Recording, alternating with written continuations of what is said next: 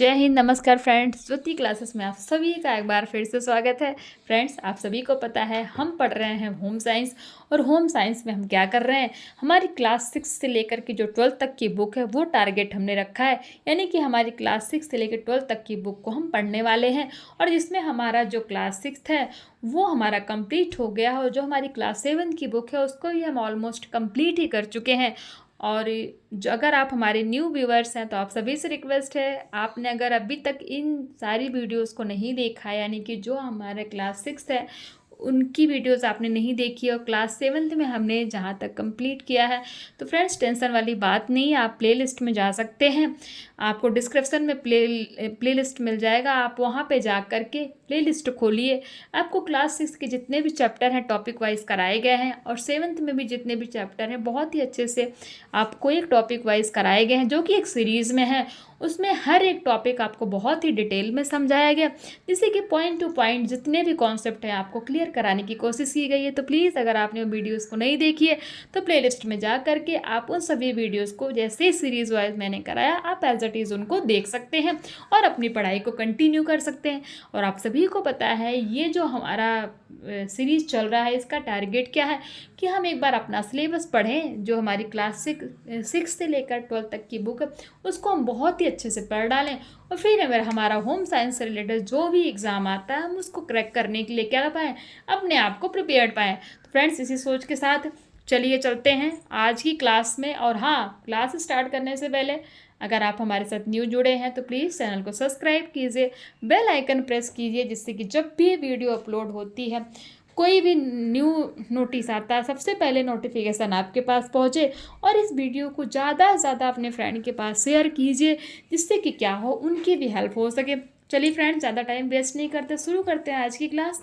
आपने हमारे previous class में देखा होगा हमने क्या कंप्लीट किया था। हमने किया था हमारा चैप्टर 15, और चैप्टर 15 में हमने करा था हमारा बुनाई कला, यानी कि निटिंग में हमने जाना था बुनाई कला का अर्थ, बुनाई की विधियाँ, किस तरह से बुनाई की जाती है, बुनाई कला का हमारे जीवन में क्या महत्व है, बुनाई कला के लिए आवश्यक सामग्री क्या होनी चाहिए, बुनाई करने से पूर्व हमें कौन सी सावधानियाँ बरतनी चाहिए, उनके बारे में हमने देखा था। फिर बुनाई के लिए नियम और सिद्धांत क्या क्या होते हैं वो भी हमने जाना था। फिर बच्चों की टोपी अगर बनानी हो तो आपके पास क्या मटेरियल होना चाहिए, गोल टोपी बनाने के लिए आपको क्या करना चाहिए, बच्चे का प्लोवर यानी कि जैकेट बनाने के लिए आपके पास क्या सामग्री और उसकी विधि क्या है, इन सभी के बारे में हमने जाना था।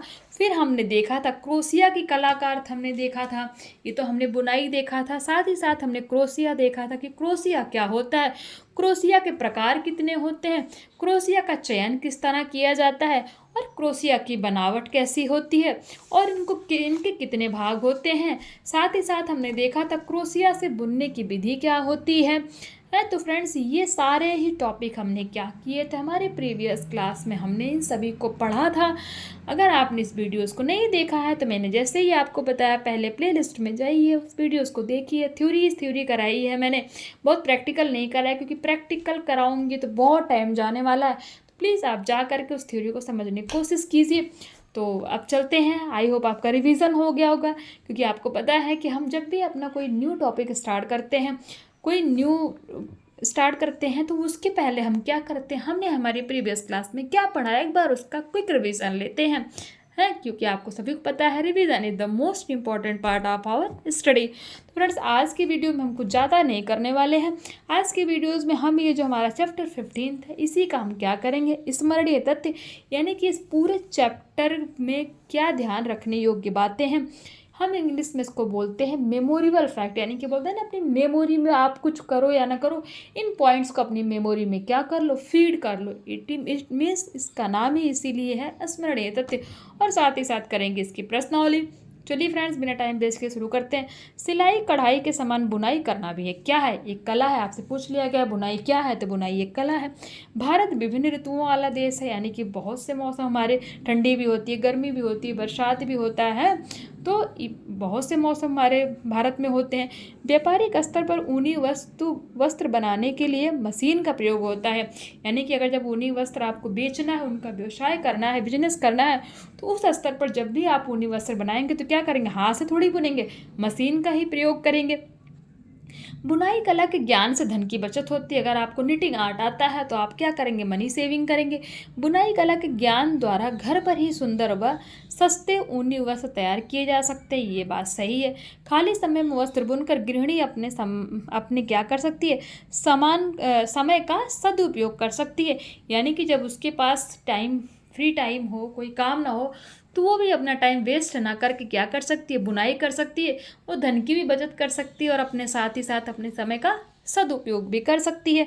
क्रोशिया का काम करने के लिए सीधे हाथ में क्रोशिया पकड़ते हैं। यानी कि जब भी क्रोशिया से बुनाई करना है तो उसको लेफ्ट नहीं, राइट हाथ में उसको पकड़ना चाहिए।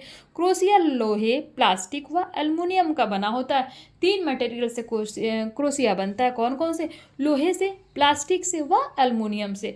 तो फ्रेंड्स, ये आपको समझ में आ गया होगा। ये था पूरे इस चैप्टर का स्मरणीय तथ्य, यानी कि माइंड में रखने वाली बातें। अब करते हैं इस क्या फ्रेंड्स, अब करने वाले हम, ये तो हो गया हमारा। अब करेंगे हम ये जो चैप्टर है इसकी प्रश्नावली। और इसकी प्रश्नावली में हम देखेंगे सबसे पहले बहुविकल्पी में हम देखेंगे बुनाई के लिए सर्वप्रथम आवश्यकता होती है। किसकी आवश्यकता होती है? ऊन की, ऋतु की, उपरोक्त दोनों की, इनमें से कोई नहीं। तो फ्रेंड्स, बुनाई के लिए सबसे पहले हमें क्या हमारे पास होना चाहिए? ऊन होना चाहिए। तो हमारा आंसर क्या हो जाएगा? ऊन की आवश्यकता होती है। घर पर बुने जा सकते हैं, क्या क्या बुने जा सकते हैं? मोजे, टोपी, स्वेटर, ये सभी। फ्रेंड्स, हमारा आंसर क्या हो जाएगा? ये सभी, यानी कि घर पे हम इन सभी को बना सकते हैं। अब देखते हैं रिक्त स्थान। बुनाई करते समय हाथों की क्या करना चाहिए? स्वच्छता का ध्यान रखना चाहिए। ऊन की मोटाई के अनुसार क्या करना चाहिए? सिलाई लेनी चाहिए। हाथ से बुने वस्त्र स्वच्छ और क्या होते हैं? सुंदर होते हैं। नंबर 4, नंबरों के अनुसार क्रोशिया भी महीन व मोटी होती है। यानी कि जैसे नंबर होते हैं वैसे क्रोशिया महीन होती है, और जैसे नंबर होते हैं उसी हिसाब से क्रोशिया हमारी मोटी होती है। अब देखते हैं सही गलत। हाथ से बुने गए वस्त्र स्वच्छ और सस्ते होते हैं। तो क्या स्टेटमेंट ट्रू है? जी हाँ, ये स्टेटमेंट हमारा ट्रू है। अब देखते हैं बुनाई स्वच्छ हाथों से करनी चाहिए, अन्यथा वस्त्र गंदा हो जाता है। हम बार बार तो पढ़ रहे हैं कि बुनाई स्वच्छ हाथों से करनी चाहिए, स्वच्छ हाथों से करनी चाहिए, बट स्वच्छ हाथों से क्यों करनी चाहिए? जिससे क्या होता है, अगर हमारे हाथ गंदे हैं तो हमारा वस्त्र गंदा हो जाएगा, सिंपल सी बात है।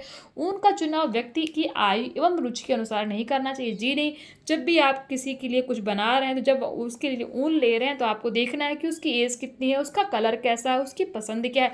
इन सभी बातों का हमें ध्यान रखना चाहिए। तो ये स्टेटमेंट हमारा क्या हो जाएगा? फॉल्स हो जाएगा। सिलाई की तरह क्रोशिया भी क्या होता है? नंबर होता है। यानी कि क्रोशिया भी जो क्या है वो नंबर में ही मिलता है। जैसे कि हमें सिलाई मिलती है, उसी तरह सिलाई की तरह क्रोशिया भी क्या होता है? नंबर में होता है। बुक पर मत जाइए, बुक में देखिए सिलाई लिखा हुआ है। जैसे हमने आपको बताया कि बुक में कुछ चीज़ें समझ में नहीं आती तो सिलाई नहीं है जी, ये सिलाई है। तो ये है था फ्रेंड्स हमारा प्रश्नावली। और ये देखिए, हमेशा की तरह मैं आपको दे रही हूँ अति लघु उत्तरीय, लघु उत्तरीय और दीर्घ उत्तरीय। प्लीज़ इन प्रश्नों को आप कर रहे हैं कि नहीं कर रहे हैं वो मुझे पता नहीं, क्योंकि आप तो कमेंट करते नहीं हैं, कुछ बताते नहीं हैं, कुछ राय देंगे तभी तो पता लगेगा ना फ्रेंड्स। बट डोंट वरी, आप मुझे कमेंट करिए या ना करिए, अपनी पढ़ाई कंटिन्यू रखिए। और हाँ, इन क्वेश्चन को आप देखिए, दिख रहे हैं ना आपको अच्छे से? अति लघु उत्तरीय, लघु उत्तरीय, दीर्घ उत्तरीय प्रश्न आई होप दिख रहे होंगे। तो ये देखिए, ये आपको दिख रहे होंगे अच्छे से ना, ये टोटल कितने हैं आपको दिख रहे होंगे। तो प्लीज़ इनका स्क्रीनशॉट ले लीजिए और इनको सॉल्व किया करिए, जिससे कि क्या हो, आपकी पढ़ाई में कोई भी रुकावट ना आए। हैं, हम पढ़ते हैं साथ साथ उसके क्या करते हैं, हम रिवीजन भी लेते हैं और होमवर्क भी। तो ये है आपका होमवर्क, जैसा मैं हमेशा देती हूँ। फ्रेंड्स, अगर ये क्वेश्चन आपसे सॉल्व हो रहे हैं तो भी हमें बताइए, नहीं हो रहे हैं तो भी बताइए, जिससे कि मैं आपकी अगर कुछ हेल्प कर सकती हूँ तो करूँगी। आपसे नहीं हो रहा है तो मैं इनके आंसर भी आपको प्रोवाइड कराऊँगी। और हाँ, आप ये देखिए, इस चैप्टर के भी आपको मैंने क्या दे दिए, आंसर की दे दिए, जो आपको वहाँ पे दिख रहे होंगे। आप चाहें तो इनका भी स्क्रीनशॉट ले सकते हैं, वरना ऊपर तो मैंने इनको करा ही रखा है। तो फ्रेंड्स, ये था हमारा चैप्टर क्या 15th, जो कि कंप्लीट हो चुका है पूरी तरह से। और आई होप आपको ये समझ में आया होगा पूरा चैप्टर, जो हमने इसके स्मरणीय तथ्य पढ़े, प्रश्नावली की, जो हमने टॉपिक पढ़े, ये सब आपको बहुत अच्छे से क्लियर हुआ होगा।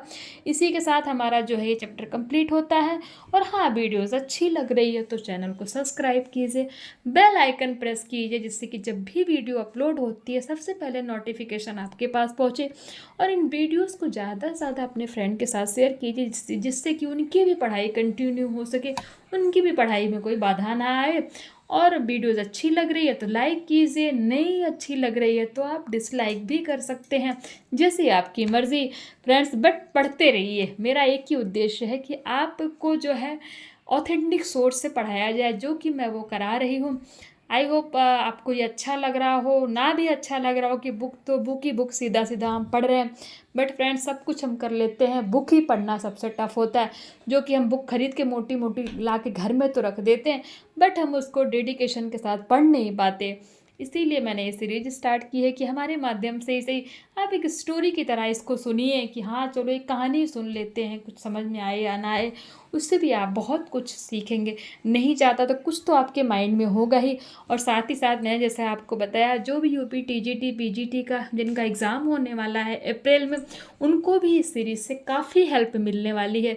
अगर उन्होंने पढ़ाई की है, पढ़ाई तो ऑलमोस्ट उन्होंने की, क्योंकि 2 साल हो गए फॉर्म फिल किए, तो 2 साल में तो तैयारी हो ही गई होगी। तो अगर आप ये सीरीज़ देखेंगे या फिर देख रहे होंगे तो आपको बहुत हेल्प मिलने वाली है, और आपको पता होगा कि मैं जो पढ़ा रही हूँ उससे आपको मदद मिलेगी कि या नहीं। तो अगर मदद मिल रही है तो फ्रेंड्स बताइए, अपनी राय दीजिए, हमें शेयर कीजिए अपने विचार, और हमें बताइए कि हम इसमें और क्या सुधार कर सकते हैं और किस तरह से मैं आपको आपकी हेल्प कर सकती हूँ। चलिए फ्रेंड्स, मिलते हैं नेक्स्ट वीडियो में। तब तक के लिए जय हिंद, नमस्कार। हंसते रहिए, मुस्कुराते रहिए और एक दूसरे की हेल्प करते रहिए।